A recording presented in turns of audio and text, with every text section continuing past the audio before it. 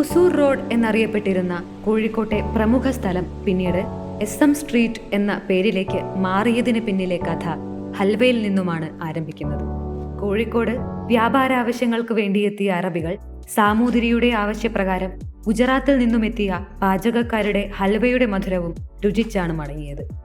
കണ്ടാൽ മാംസം പോലിരിക്കുന്ന ആ പലഹാരത്തെ അവർ സ്വീറ്റ് മീറ്റ് എന്ന് വിളിച്ചു. അങ്ങനെ ഹൽവ കൂടുതലായി വിൽക്കപ്പെട്ടിരുന്ന ആ തെരുവിന് SM സ്ട്രീറ്റ് എന്ന പേര് ലഭിച്ചു. ചുരുങ്ങിയത് 500 വർഷത്തെ ചരിത്രമെങ്കിലും മിഠായി തെരുവിന് പറയാനുണ്ടാകും. കോഴിക്കോടിന്റെ ചരിത്രത്തിലെ ഏറ്റവും പ്രധാനപ്പെട്ടൊരിടം മിഠായി തെരുവ്. തെരുവിന്റെ കഥാകാരന് സമർപ്പിച്ച SK സ്ക്വയറും അദ്ദേഹത്തിന്റെ ഭാവനയുമാണ് ഒരു ഭാഗത്ത്. ഏറെക്കാലം പഴക്കം ചെന്ന ഒരുപാട് കടകളും പോർച്ചുഗീസ് കാലഘട്ടത്തിൽ പണി കഴിപ്പിച്ച കെട്ടിടങ്ങളും വരെ ഈ നഗരത്തിന് സ്വന്തം.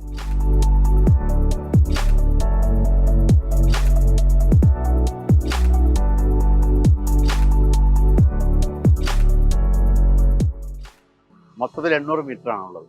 അപ്പോൾ മുൻപൊക്കെ ഇവിടെ ഉണ്ടായിരുന്ന റെഡിമെയ്ഡ് ഷോപ്പുകളായിരുന്നില്ല. മുമ്പൊക്കെ ഇവിടെ ഉണ്ടായിരുന്ന ഫുള്ള് ചെട്ടിയന്മാര കടകളായിരുന്നു.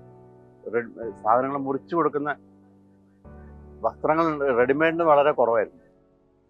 ആ ബിൽഡിങ് പാർഷികളെ ബിൽഡിങ്ങാണ്. പാർസി ആ കാണുന്ന ബിൽഡിങ്ങില്ലേ, പാർസികളെ ബിൽഡിങ്ങാണ്.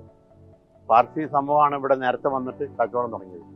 ബ്രിട്ടീഷുകാരുടെ കാലത്തേ അവരോടുണ്ട്. ഗുജറാത്തീസാണ് ഇവിടെ വന്നിട്ട് കച്ചവടം തുടങ്ങിയത്. അതാണ് SM സ്ട്രീറ്റിന്റെ. പിന്നെ അലുവ ഒരു പ്രധാന സംഭവമാണ് കോഴിക്കോടിന്റെ. അലുവ വിൽക്കുന്നത് കുറച്ചുകൂടെ അങ്ങോട്ട് പോയി ഇതൊരു കടയുണ്ട്, അപ്പുറത്ത് മുഴുവനും അലുവ കടയുണ്ട് അപ്പുറത്തേക്ക്. പിന്നെ പ്രധാനമായിട്ടും SK പൊറ്റക്കാടിന്റെ ഒരു പ്രതിമയുണ്ട്.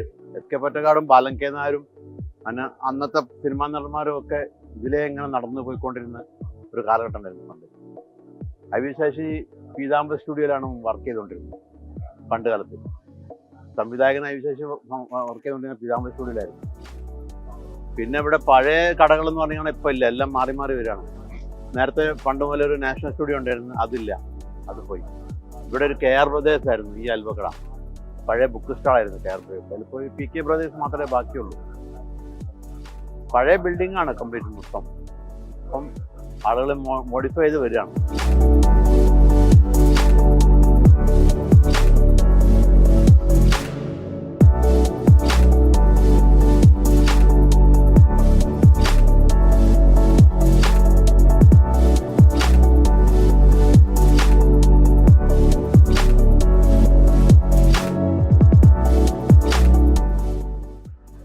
ഇപ്പോഴുള്ള SM സ്ട്രീറ്റ് എന്ന് പറഞ്ഞാൽ കണ്ടമാനം തുണിഷോപ്പ് ഉണ്ടായിരുന്നു. ഈ തുണിഷോപ്പുകളൊക്കെ ഇപ്പോൾ മാറിയിട്ട് അതാത് തുണിഷോപ്പിൻ്റെ മുന്നിൽ ഡിസ്കൗണ്ട് സെയിലായിട്ട് കൊടുക്കുക. ഇപ്പോൾ ഉള്ളിലേക്കൊന്നും പ്രവേശനമില്ല, പുറത്ത് ഇങ്ങനെ ഡിസ്കൗണ്ട് സെയിലായിട്ട് കൊടുക്കുക. അതുപോലെ ചെരുപ്പ് കടയാണ് തന്നെ. അങ്ങനെ തന്നെ ചെരുപ്പുകളുടെ കടകളൊക്കെ ഉണ്ടായിരുന്നു. മുമ്പ് രാധാ തിയേറ്ററാണ് ഇതിനടുത്ത്. അവിടെയൊക്കെ നല്ല സിനിമ വരുമ്പോൾ ഇവിടെയൊക്കെ ഭയങ്കര തിരക്കായിരിക്കും. അന്ന് വേറെ എവിടെയും സിനിമ കാണാൻ കഴിയില്ല. അന്ന് TV മാധ്യമങ്ങളോ മൊബൈലിലൊന്നും ഇല്ല. അക്കാലത്ത് സിനിമാ തിയേറ്ററിൽ ഭയങ്കര തിരക്കാണ്. 3 തിയേറ്ററാണ്. Radha theatre, crown theatre, coronation, ഈ 3 തിയേറ്ററേ ഉള്ളൂ ഇവിടെ. പിന്നീടാണ് അപ്സര, പിന്നെ ഡയമണ്ട് ഒക്കെ വന്നത്. പിന്നെ ഈ ഭാഗത്തേക്കൊന്നും മുമ്പ് വാഹനങ്ങൾ പോകുന്നില്ല. അപ്പോൾ വാഹനങ്ങൾക്കൊന്നും പ്രവേശനമില്ല. അവിടുന്ന് അങ്ങോട്ടും വാഹനമില്ല.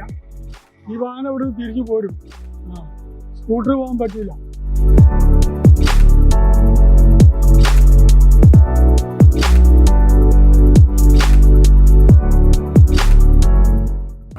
ഈ കോഴിക്കോട്ടിലെ ഏറ്റവും നല്ല തെരുവാണ് ഈ മുട്ടായി തെരുവ് എന്ന് പറഞ്ഞ ഈ പ്രദേശം. ഇവിടെ അലുവ കേന്ദ്രവും പല പല കച്ചവടങ്ങളും. മുൻപ് ഇത് ഇവിടെ കച്ചവടം കുറവ്, അലുവ കച്ചവടമായിരുന്നു ആദ്യം മുമ്പ് ഉണ്ടായിരുന്നത്. പിന്നെ കുറെ കാര്യങ്ങൾ തുണിക്കച്ചവടമായി മാറി. അത് വീണ്ടും അലുവയിലേക്ക് തന്നെ മാറിക്കഴിഞ്ഞു. ഇവിടെ എപ്പോഴും ഇവിടെ വാഹനം നിരോധിച്ചതിന് ശേഷം ആളുകൾ ഇങ്ങനെ വന്നുകൊണ്ടിരിക്കുകയാണ്. SM സ്ട്രീറ്റ് പറഞ്ഞാൽ SM സ്ട്രീറ്റ് എന്ന് പറഞ്ഞിട്ടുണ്ടെങ്കിൽ ആളുകളെ സംബന്ധിച്ച് പറഞ്ഞാൽ ഒരു പോസിറ്റീവ് ഉള്ള സ്ഥലമാണ്. ഒന്നത് റെയിൽവേ ആണ് നമ്മുടെ മെയിൻ ഹൈലൈറ്റ്. ഈ റെയിൽവേ ഇറങ്ങി വന്നിട്ട് നേരെ വരുന്നത് SM ലേക്കാണ് വരുന്നത്. SM സ്ട്രീറ്റിൽ ഒന്നും വേണ്ട. ഒരു മാഡം പണ്ട് സോഷ്യൽ മീഡിയ ഒരു കാര്യം പറഞ്ഞിനി, മാഡത്തിന് ഉണ്ടായ ഒരു അനുഭവം, മാഡത്തിന് എന്ത് ടെൻഷൻ ഉണ്ടെങ്കിലും മാഡം 2 പ്രാവശ്യം അങ്ങോട്ടും കൂടി നടന്ന മാഡം പറയും എന്റെ ടെൻഷൻസ് ഒക്കെ മാറുന്ന മാഡം പറഞ്ഞത്. നിങ്ങൾ സോഷ്യൽ മീഡിയയിലൊക്കെ നിങ്ങൾ വായിച്ചിട്ടുണ്ടാവും ഒരു സംഭവം ഉണ്ടായത്. എന്തായാലും എന്താണ് SM ട്രീറ്റ് എന്ന് പറഞ്ഞാൽ ആളുകൾക്ക് മറക്കാൻ പറ്റും. എന്ത് മാളും കാര്യങ്ങളും വന്നിട്ടും കാര്യമില്ല. SM വരാഞ്ഞാൽ ആളുകൾക്ക് കോഴിക്കോട് വന്ന തൃപ്തി ഉണ്ടെങ്കിൽ SM സ്ട്രീറ്റിൽ വരണം. എന്താ വെച്ചാല് ഇവിടെ ഈ ആഘോഷങ്ങളൊക്കെ വരുന്ന സമയത്ത് ഭയങ്കര ക്രൗഡാണ്. സാമൂതിരി രാജാവ്, എന്റെ മുത്തച്ഛനൊക്കെ പറയുന്നത് കേട്ടോ, അന്നത്തെ കാലത്തൊക്കെ സാമൂതിരി രാജാവ് കച്ചവടത്തിന് വേണ്ടിയിട്ട് തുറന്നു കൊടുത്ത സ്ഥലമാണ് ഈ SM സ്ട്രീറ്റ്. അപ്പൊ അന്ന് പിന്നെ കോഴിക്കോട് ഒരു പ്രത്യേകത കോഴിക്കോട് ഹൽവയാണ്. ഇപ്പൊ മറുനാട്ടിലുകളിലൊക്കെ ഞാൻ പല സ്ഥലങ്ങളും ഈ ജില്ല വിട്ട് പോകുന്ന സമയത്ത് പല സ്ഥലങ്ങളിൽ പോകുന്നത് കോഴിക്കോട് നമ്മൾ ബേക്കറി എന്ന് പറഞ്ഞിട്ടുണ്ടെങ്കിൽ അവർക്ക് ഈ ഹലുവയെ കുറിച്ച് അറിയാൻ ഭയങ്കര കൗതുകമാണ്. ഇന്നും കോഴിക്കോട് ഹലുവയ്ക്ക് ഇന്നും ആളുകൾ തേടി വരുന്നുണ്ട്. ഹലുവ എന്ന് പറഞ്ഞാൽ ഞങ്ങളുടെ സ്വന്തം പ്രൊഡക്ഷനാണ്. അതായത് പണ്ട് മുത്തശ്ശിയുള്ള കാലത്ത് ചോപ്പ്, കറുപ്പ്, പച്ച, മഞ്ഞ ഇങ്ങനെ ഐറ്റംസ് എന്നൊക്കെ 2000 കാലഘട്ടങ്ങളിലാണ് ഞങ്ങളൊരു പരീക്ഷണം നടത്താൻ തുടങ്ങിയത്. ഈ പരീക്ഷണത്തിന്റെ ഭാഗമായിട്ട് ഞങ്ങൾ 2004 ഞങ്ങൾ ഇളനീരിന്റെ ഹലുവ പരീക്ഷിച്ച് അത് വിജയിച്ച്.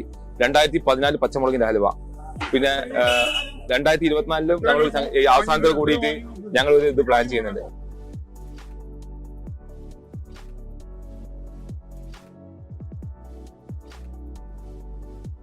MP റോഡിലെ ഏറ്റവും വലിയ മൂപ്പരച്ഛൻ ഒരു ഭയങ്കര വ്യാപാരിയാണ്. അയാളെ പൈതൃകമായിട്ട് ബാലകൃഷ്ണ സൈക്കിൾ മാർട്ട് വർഷങ്ങളോളമായി. അതേമാതിരി മൊയ്തീൻപള്ളി റോഡ് പറഞ്ഞാൽ മൊയ്തീൻപള്ളി എന്ന് പറഞ്ഞാൽ ഈ പള്ളി ഒരുപാട് കാലമായി എന്ന് പറഞ്ഞാൽ ബ്രിട്ടീഷുകാരുടെ കാലത്ത് തുടങ്ങിയ പള്ളിയാണ്. ഇത്രയും വലിയ സജ്ജീകരണം. പിന്നെ ഈ റോഡിനെ പറ്റി പറയുകയാണെങ്കിൽ റോഡ് അന്നൊന്നും വികസനമില്ല. കോഴിക്കോട് വികസിച്ചിരിക്കണ്, പക്ഷേ ഈ റോഡിൻ്റെ സ്ഥിതി വളരെ ശോചനീയമാണ്. പണ്ടൊരു കേരള അവിടെ പടകം പൊട്ടിയത് ഓർമ്മ ഉണ്ടോ?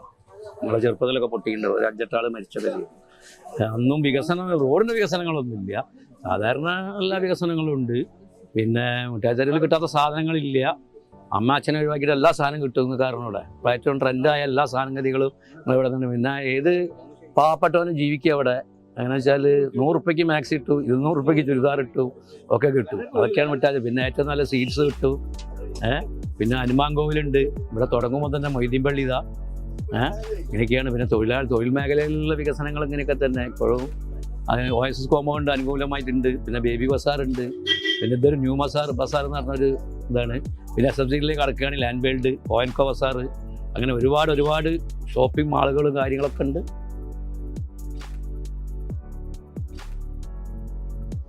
കേരളത്തിൽ എനിക്ക് തോന്നുന്നപ്പോൾ എറണാകുളം നമ്മളെ ഫ്രഞ്ച് കോളനി കഴിഞ്ഞാൽ Keralam all over world wide അറിയപ്പെടുന്ന നമ്മളെ SMC തന്നെയാണ്.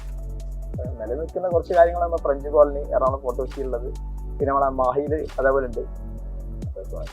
ഓൾ ഓവർ വേൾഡ് വൈഡ് നമ്മളെ SM സ്ട്രീറ്റ് തന്നെയാണ് ഏറ്റവും വലിയ പ്രാധാന്യപ്പെട്ടത്.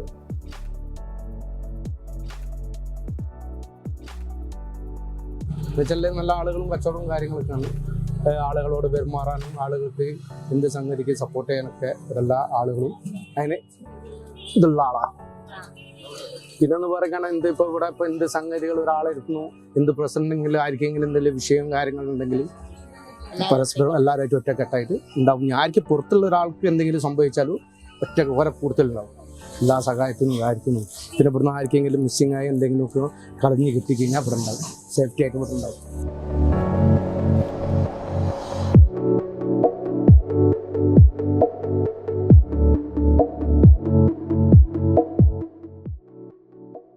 മലബാറിന്റെ ഭരണസിരാ കേന്ദ്രമായിരുന്ന ടിപ്പുവിന്റെ തേരോട്ടത്തിന് സാക്ഷ്യം വഹിച്ച കോഴിക്കോട്, യൂറോപ്യന്മാരുടെ കാലിക്കറ്റ്.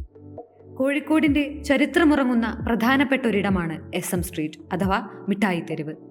ജനാധിപത്യ രീതിയിലുള്ള പ്രതിഷേധങ്ങളുടെയും കൂടിച്ചേരലിൻ്റെയും കേന്ദ്രമാണിവിടം. ബഷീറും തിക്കോടിയനും ഉറൂബും തുടങ്ങി കോഴിക്കോടിന്റെ കലാകാരന്മാരുടെയെല്ലാം കയ്യൊപ്പ് പതിഞ്ഞ ഈ മണ്ണിന്റെ കാറ്റിന് പോലും പറയാനുണ്ടാകും ഒരു തെരുവിന്റെ കഥ.